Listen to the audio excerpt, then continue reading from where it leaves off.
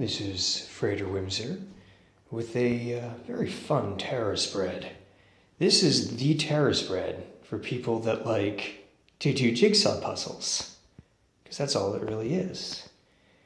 Each card has its definite place, corresponding to the zodiac, or planet, or element that it relates to.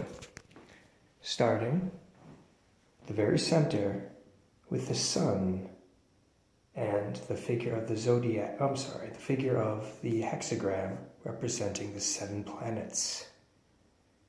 Then, coming out of that hexagram are the 4 elements: fire, water, air, and earth, represented by the aces. This is the Aleister Crowley Thoth deck, by the way. Around the periphery of the hexagram and the elements are what the hexagram and the elements produce, i.e. the zodiac. Starting with Aries, going all the way around. I'm not going to explain them to you because this particular layout explains itself. All you have to do is do it. Have fun with it. It's awesome. It's a lot of fun. Stepping back, we see just outside of the perimeter of the zodiac, the 4 princesses.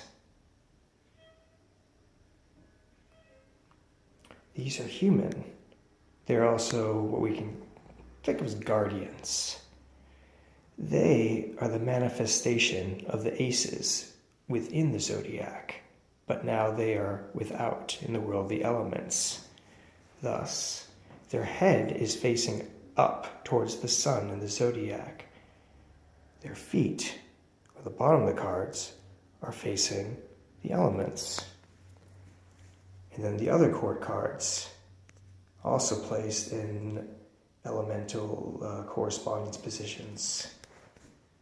And if for you folks that do divination with tarot, i.e. fortune telling, this would be the significator according to the month in the zodiac and whatnot.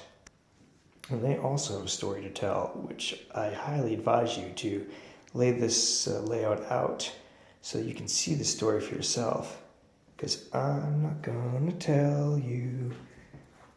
Okay, now we come at the outside of the ring, which the ring are composed, by the way, of the 36 minor arcana cards. These suit cards from 2 to 10. These are elementals. That is why the court cards have their feet, or the bottom of the cards, towards them, because unless you are on a different plane than the rest of us, we walk on the ground. We walk on the elements. This just happens to be an inside-out version of Earth. So if we were living inside the Earth, and I'm not going to get into hollow Earths, but let's just say we lived in like a cartoon world where we just kind of walked on the shell of the Earth from the inside, like this, where the sky is actually the center, and the ground is the periphery, or the circumference of the circle. A note on how to put these out. Listen carefully. It's not that complicated. You're going to have to actually do a little bit of research yourself, particularly with understanding cardinal, mutable, and fixed parts of the zodiac and of the nature of those 3. Queens are cardinal. The princes are fixed. And the kings, or knights, depending on your deck, those would be the mutable. So once again, Queen cardinal, Prince fixed, and King mutable. And once you kind of see it laid out, you'll kind of understand why if you kind of look at who these characters might be, which you're going to figure out for yourself. Otherwise, there's really no fun to tarot. And otherwise, it just won't teach you anything. You got to do it yourself, people. Now, I did say, okay, in terms of how to lay the cards out, 2, 3, and 4 of each of the 4 suits, 2, 3, and 4 represent the cardinal. 5, 6, and 7 of each of the suits represent fixed. And 8, 9, and 10, they represent the mutable. Again, I would do some research on this. You'll see the Book of Thoth talks about this, the actual book version of the Book of Thoth, not these tarot cards, by Aleister Crowley. Lon Milo Duquette talks about it in his book about the tarot, about his own tarot, which I want to say is a tarot of ceremonial magic, but with all respects, I hope I did not say that was the wrong title. But that will give you some ideas too. There's your research element for you boys and girls that like to do your research. Okay. On the outside, there are the additional 3 cards that are the only cards left after doing all of this. Those 3 cards, if you know your Kabbalah, boys and girls, represent the 3 mother letters. These are also synonymous with the 3 principles of alchemy. What I like to do here, and unless I read this in a book and just forgot about it and just thought it in my own, either way, this is something I'm sure many people have figured out. What I like to do with those particular cards is say that the Eon card, or that would also be, I believe, Last Judgment and like Rider-Waite, would be equivalent to your 3 mother fire, if you know your Kabbalah, sulfur for alchemy.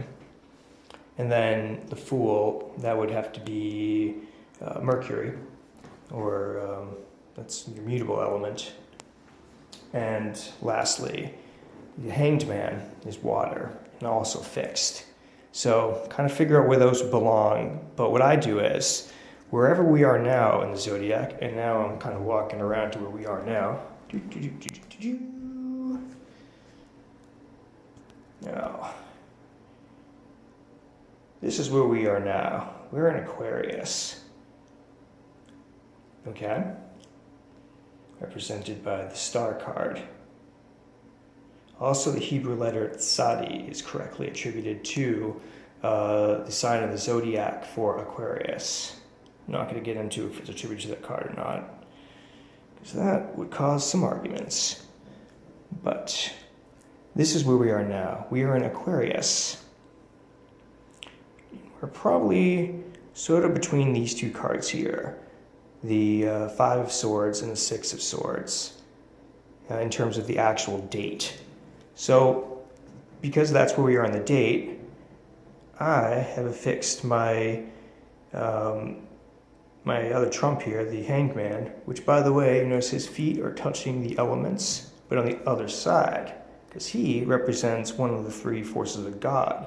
You Catholics out there, think of this as one of the Father, the Son, the Holy Spirit, but only this is, I'm based in ceremonial magic, so I would think there's like 1 male, 1 female, and 1, spirit, whatever, both male, female, and neither, I guess. But because this is basically, I guess, part of the eye of God, if you will, he's on the outside the circle, looking at it. He's creating the whole thing, or he's part of the Trinity that creates the whole thing. Thus, he is permitted to walk on the elements because he's above them. So because we are in Aquarius, that tells me, okay, we are in an elemental air. We're in, an air sign of the zodiac. And thus, I put these 3 cards on all 3 of the air elements, each corresponding to whether it is cardinal, mutable, or fixed. which you guys can figure out for yourselves. Everyone that knows something about astrology, you'll get it. If you don't, look it up and, kind of let that add to your story that you can tell for yourself by reading these cards, where we have in the center the gods, or God, and it's in God's various manifestations. And then we have the outer world here.